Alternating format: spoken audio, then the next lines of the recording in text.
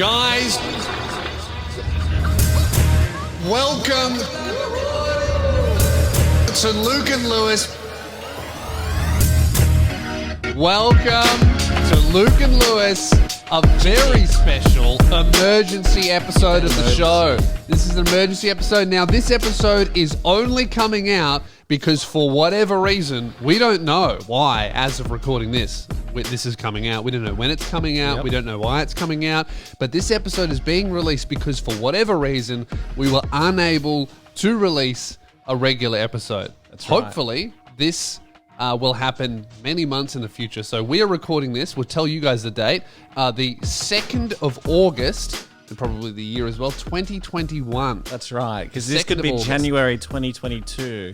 Mate, hopefully, right, with the way we're going, we very, very rarely miss episodes. We've never missed one, and we haven't released an emergency episode in over 18 months. Oh, that's a good record. So, I think that this is probably coming out 18 months from now, judging by our track record.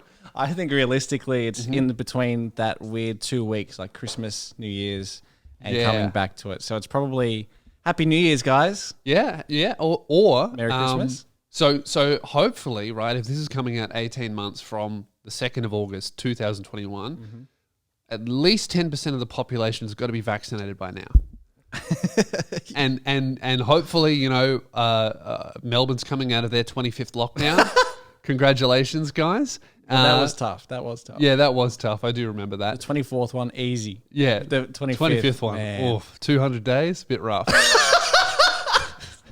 Oh, I got punched in the face. Me too. Really? Yeah, look, I've got a black eye. Oh, yeah, you got hit by your cat. Yeah, because my son was annoying it, so I took her I picked her up to take her out of the room, and she took it all out on my face. So what happened to you? You got punched in the head. Yeah, and I know it like probably seems like I probably started a fight because I reckon that's the vibe I give off. Like almost after it happened, I was like, I feel like this is karma for a lot of other times where I probably should have been punched in the face. This time, entirely not my fault. I was just walking in the toilet and there was like a situation happening where a guy had another guy like up on the sink, right? Yeah. I just kind of flung the door open of the toilet. They're a meter away from me. All I did, I just go, whoa, what's going on here? Like just kind of like, oh shit, like what have I walked in on? Just turns around, like cracks me in the eye. Like I didn't even see his fist. I still have no memory of the fist. Yeah. Coming. I just remember like, thinking I've been punched and it hurt so much. And then you know. He's dead. I retaliated a little bit. But he was way bigger than me. I managed to like, I don't want to go into it, but I managed to fix the problem. Yeah. And then I left really quickly and got the security guard and he got thrown out. Yeah, I couldn't even understand it. Like, she was like, I'm not from here. And it was like the most Perth shit ever, just like me. Yeah. You know, she told me to fuck off back where I came from, right? That's she was like, go back there. And I was like she wasn't Australian, right? And dude, I will admit, I got caught up in the Perth spirit. Right, I know. I was like, I became a local for a second. I just straight up just told this woman to fuck off back to South America, and the roar that it got from a crowd that is so used to telling people to fuck off back to where they came from. Yeah, the only place in Australia where that would get a laugh for sure.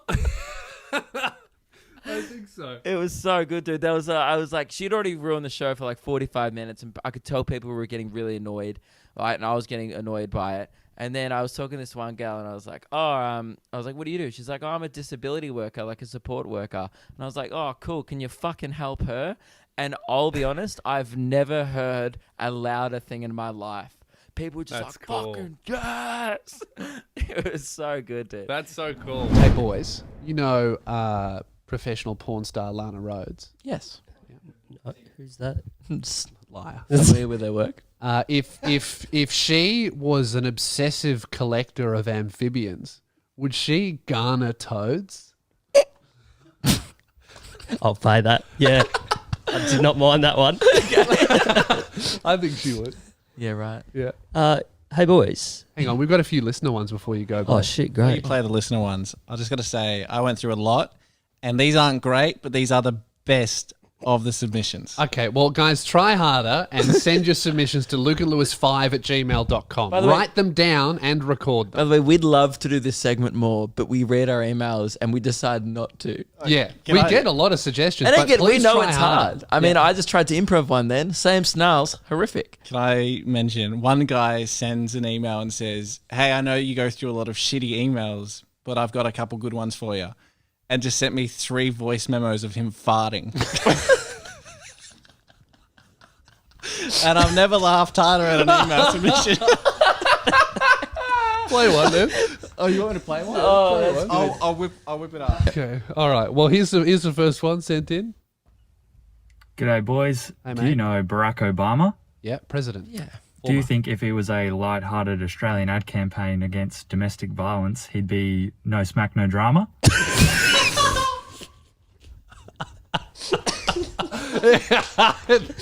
Yeah, I reckon he would. Yes. No smack, no drama. Hello, I'm Barack Obama. And Australians say, no smack, no drama. I don't know if you've told this story before, but I think the funniest story you've ever told me about Keelan and Phoebe, you said that like Keelan was running late in the morning, had to like get up earlier or something, and like he just fucking ripped one and Dutched oven Phoebe and then left. And I was like, oh my god.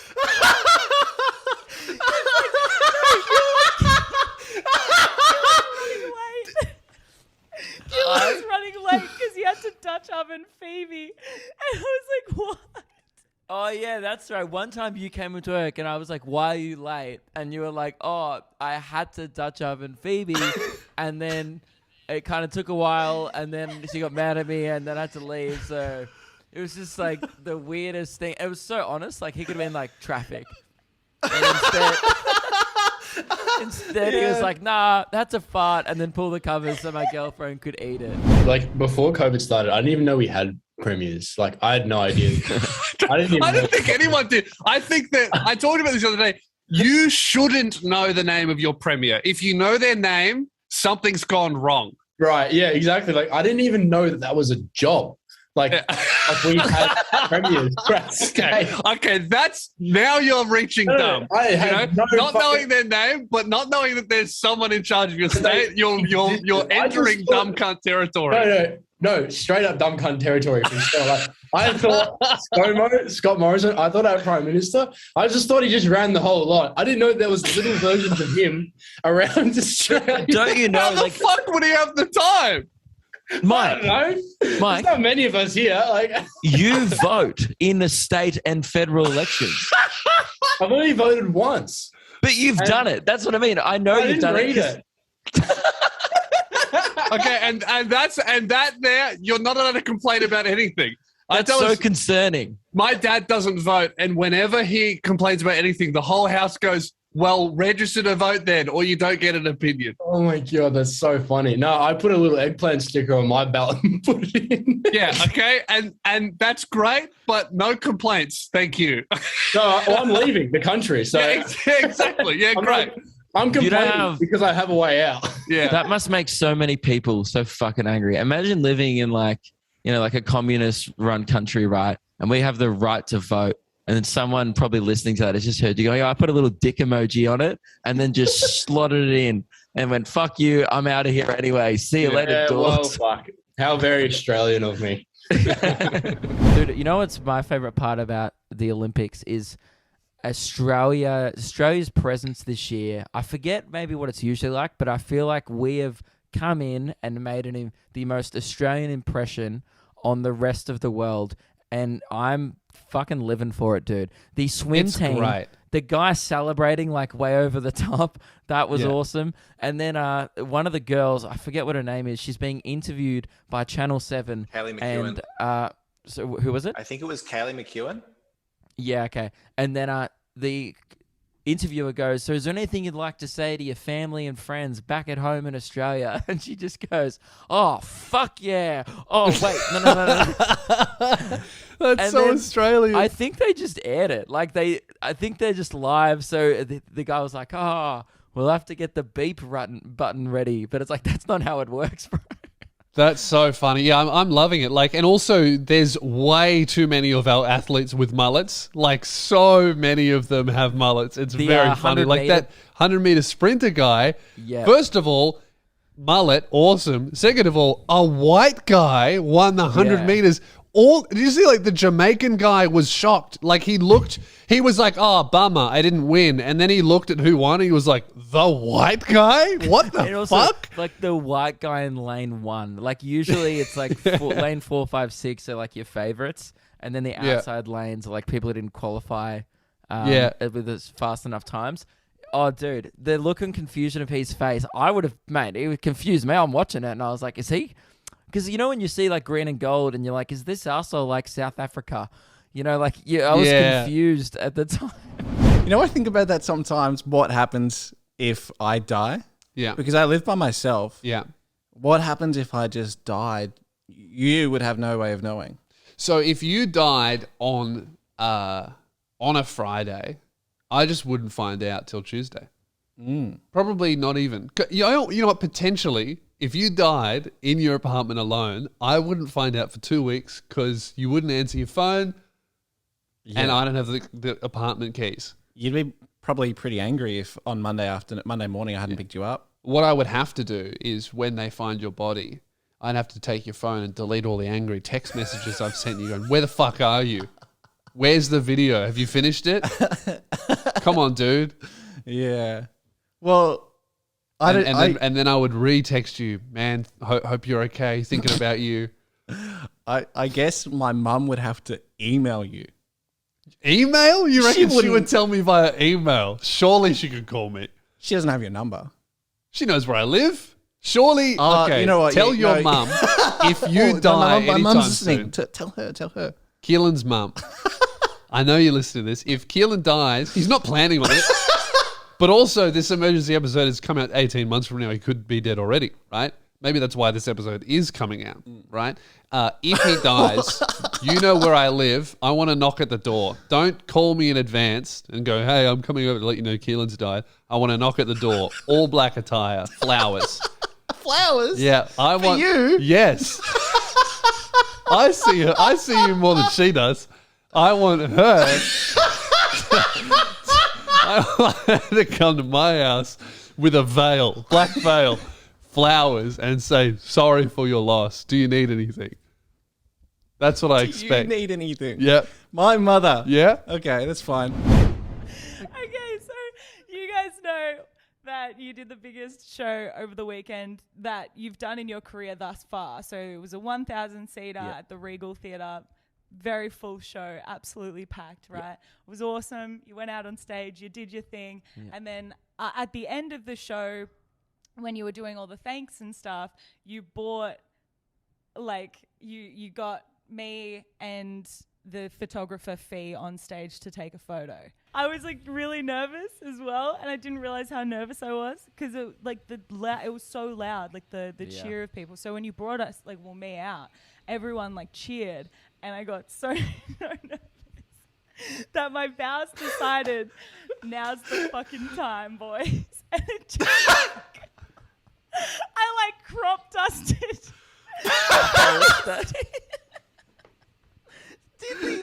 Did Fee the photographer hear you?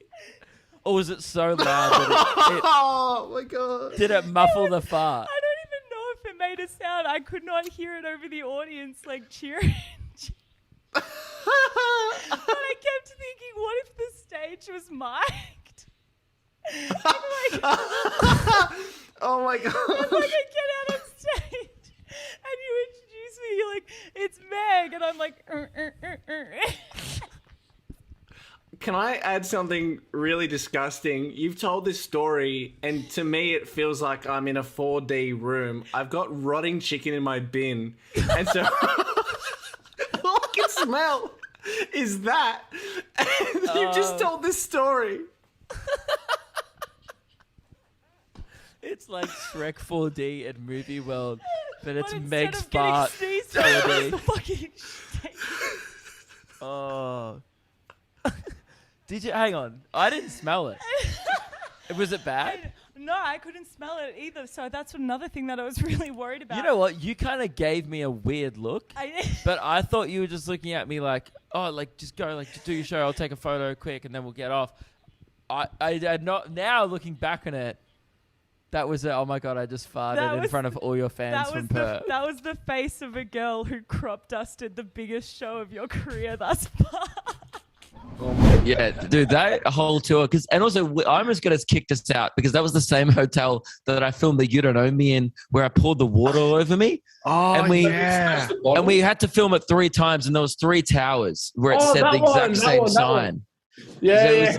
Right, there's 3 towers of the hotel, and every tower had the same sign of like no water inside because we couldn't film it if it was wet. We would have had to come back next day, so we had to find the next dry sign to get a better take. Like the zoom in and the angle. Yeah. So I was like, we go around to each thing, and then Mike would be there watching the security guard. There's one security guard walking around the whole loop, so we'd have to time his laps. When he was over the opposite side, we'd be like, all right, film, and then I'd just get a bucket, drench it on myself. It would fuck the whole foyer. And then we'd all just run away to the next tower and then refilm it. Wet. And then we just filmed it at every single one. A lot of the teachers who obviously hadn't seen the episode but just heard the synopsis of the story from the teacher's point of view. Yeah. They were all so pissed at me. And were just saying you should apologize to teachers personally. And I was like, I didn't actually name any teachers personally. That's so funny. Like, what did they hear? School's a different world. Yeah, it is. It's so small. I was at because obviously it's a small town, everybody knows everyone. So I was at a little function or something or other. Can't remember what it was, but someone who was family with a certain teacher in my year came up to me and was like, "You need to apologize to her directly." I was like, "Why?" And she was like, "You called her workplace a shithole." And I was like, "What, cunt?" But yeah. That's so funny. Yeah. But because she works at a regional high school. Don't work there. Yeah. It's not your fault. Yeah, legit. That is so funny where in the sense that if you were seriously if you were not joking, which is how it was presented to them. So in their heads, you're calling it a shithole and you're not joking. As a teacher, you should go, warning sign, maybe the school is bad for students. What can we do to fix this? Yeah. Rather than going, well, the students are wrong.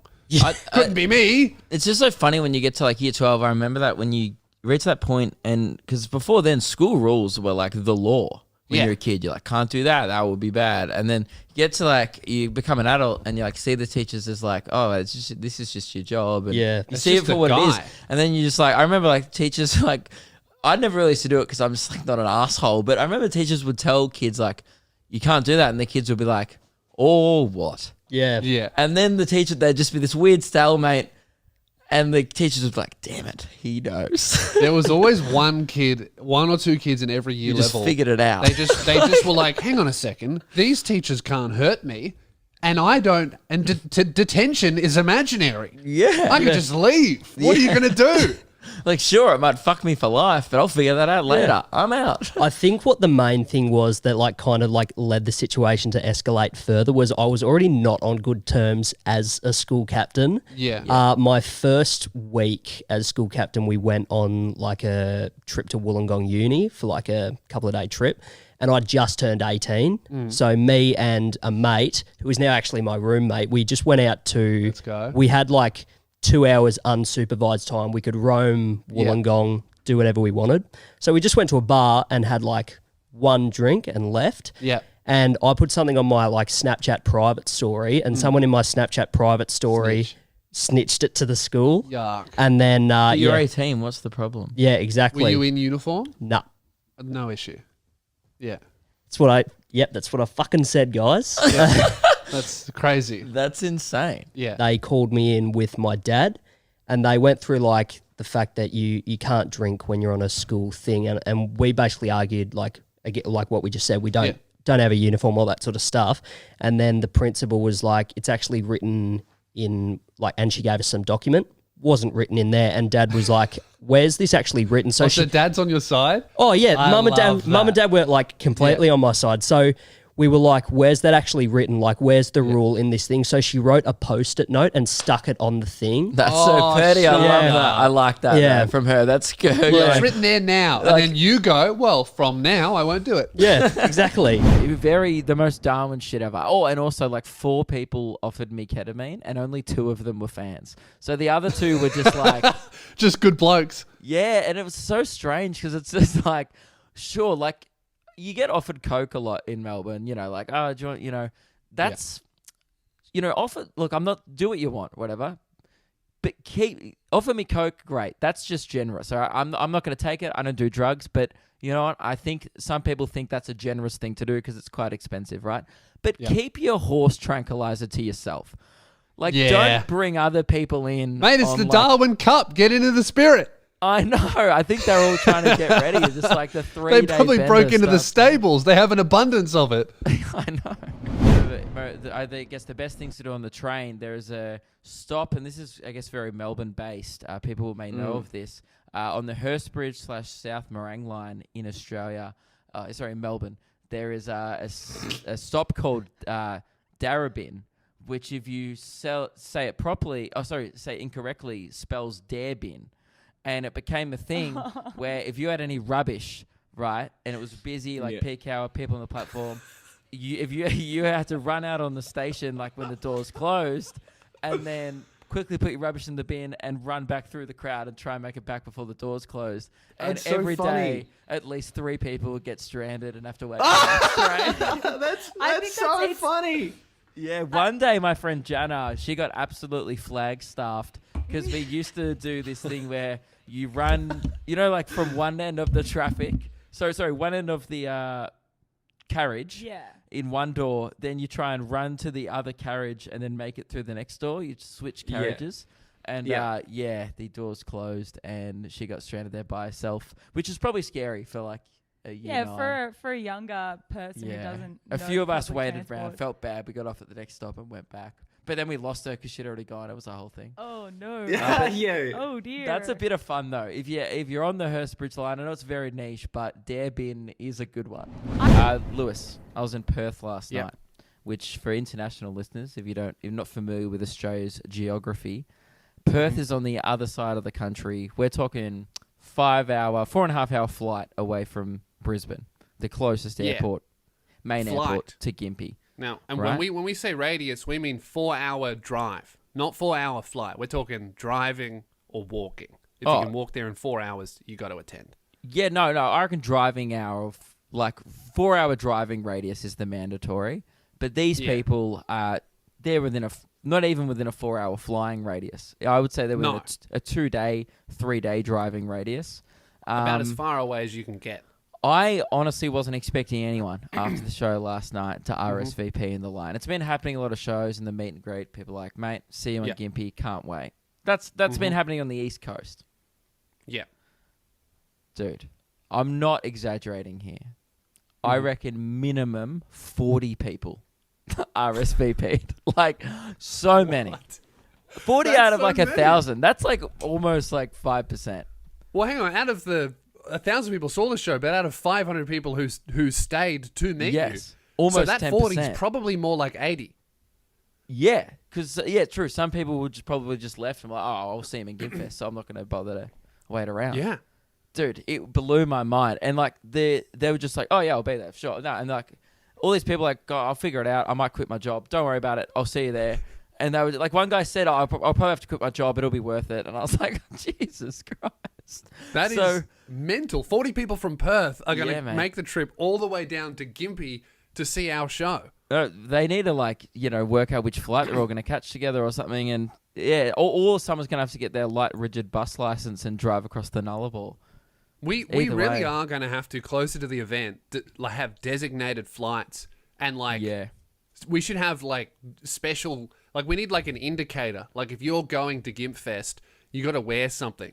That a normal person wouldn't necessarily wear. Obviously Luke and Lewis merch would be the biggest one, but if you don't have something, we've got to come up with some kind of identifier. Or I think maybe we should, you know what I think, Lewis? We need to do I love Gimpfest merch or something like that. or maybe Yes. I'm traveling to Gimpfest merch, and then people just wear that at the airport, and then they see someone else with the I'm traveling to Gimpfest. I really like I'm traveling to Gimpfest merch. That's really funny. Now, my son met him and then spent the whole day there, and then we went home. And then he didn't really say much, but then in the drive home, he goes, "Oh, yeah, that Reese guy." I was like, "Yeah," and he goes, "He has like a default face." I think I see it everywhere. Is in like me, like a boring head? Yeah, like a generic. Yeah, dude, Default Reese and I head. are so weirdly similar. Yeah. It blows my mind. I think it's the type of face you get Yeah. when you just like go home, buy a slab of Great Northern, and just slowly work your way through it for the next 2 weeks. I think that's the kind of face you get up. It's the kind of face you get when you open up like a fresh new save of The Sims, and they present you with a character, and then instead of editing how they look, you just go, "That's perfect." Yep. Create. We just look like Default. a me on Yeah. like a Wii character, but when you don't give him an afro. Yeah. Yeah. But so yeah, he's fitting in really well, my son. You know, this morning, Luke, you might be a bit jealous. Yeah. Are you He made, sure? Can you get him in line? Because if I don't like the fact that my employee, he's working remotely at the moment, so he's coming into the warehouse, so he's not just working his own. Still working for me at the time.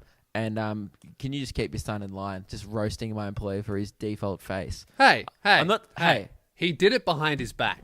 Oh, well then that's fine. I mean, I'm not saying I don't agree with him. I'm just saying, can you keep him in line? I'll keep him in mind. Can you tell him to stop spitting straight facts in the car ride home? I will. Yeah.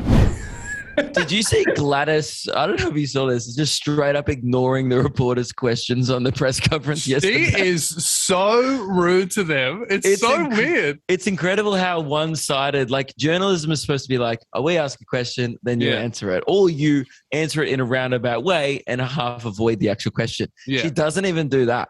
Like, Look at them. someone was like, oh, like, why don't we have like she goes, oh, no leader in the world has a plan for this. And then the reporter holds one up and he's like, here's a checkpoint plan.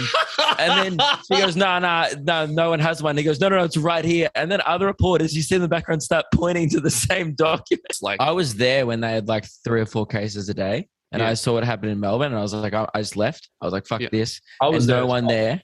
Yeah, no one there thought it was going to become a thing. Yeah. Dude, did I tell you what Frenchie said? And it's no like disrespect or whatever. It's just that it just shows the change in their attitude. I was with Frenchie. It came on the news. I'm like, you guys have got COVID again. And he goes, nah, we don't really do that here.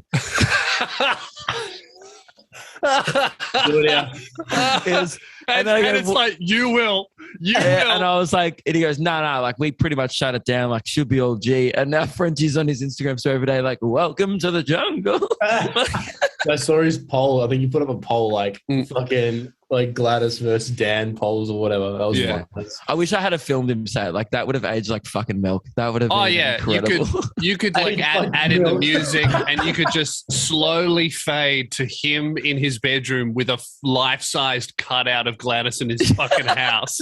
You know, who would have thought that like just a few months after he went, no, we don't do that here, Gladys would be in his house. But it's not even like really on him for being an idiot. It's like he was right. He was kind of right. Like it hadn't been a problem all of 2020. Obviously, no one knew what Delta was going to be like and whatnot. So in his brain, he's like, oh, that's more of a Melbourne thing. And I completely understand. Right, I went to the pool with my girl's little brother, and the pool has like a schedule. Sometimes there's lots of different classes. There'll be like swim classes for kids. There'll be like fitness classes, old lady classes. And we rocked up just before a class that had actually moved forward. So we thought we had an hour. We actually only had about 20 minutes before the class rocked up. But then the instructor was like, no, it's okay. We're only going to use up 2 lanes so you guys can swim. That's fine. Right? And it's the pregnant lady swim class. So Jasmine's little brother, he's only 13. Yeah, King. He doesn't realize there's a class at all. Jasmine and I, we read it on the board. He doesn't know that there's classes at all because he's new to the swim team, the wet cunts. And How many people are a part of the swim team? Huh? How many people are in the swim team? Mate, if you're wet, you're in the team. Oh god, good. There's a lot of ladies in the team. Anyway, so we're swimming for 20 minutes, and then I tell him just before I know the pregnant swim thing's going to start, he goes, what else is this pool used for? Because it's not Olympic size. I'm like, it's mostly fitness, but sometimes every now and then someone comes to give birth in the pool. And he goes, what? That's bullshit. I say, no, sometimes, it's a common thing at gyms. Pregnant women will come to give a natural birth in the pool because the salt water is good for the baby. It makes the process easier, and nurses will come in to assist. And he goes, you're lying. I'm like, well, have you ever been to a pool at a gym? And he goes, no. I'm like, well, I have, and I've seen it happen. And he goes, whatever. 10 minutes go by.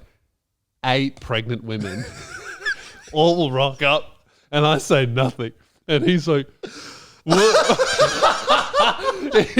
he thinks he's about to watch 8 pregnant women give birth in the pool. And then he's like, what the fuck? And he goes, what are you doing? I'm like, well, it's normal. I'm like, don't stare, mate. I don't explain it. And then they all get in the pool, and then like the swim instructor, she comes in, and he's like, oh my God, it's the nurse. And he goes, can we go? I'm like, why? And he goes, I don't want to watch them give birth. I'm like, relax, man. They're just here to swim. Whoa! Okay. That's cool. I want to freestyle over this. That is cool. Yeah. Hey, welcome to the show. Yeah. You do the rhyme. Everybody know. We're the best. Oh, wait. Maybe it's not a freestyle bit. This is way too cool for the show.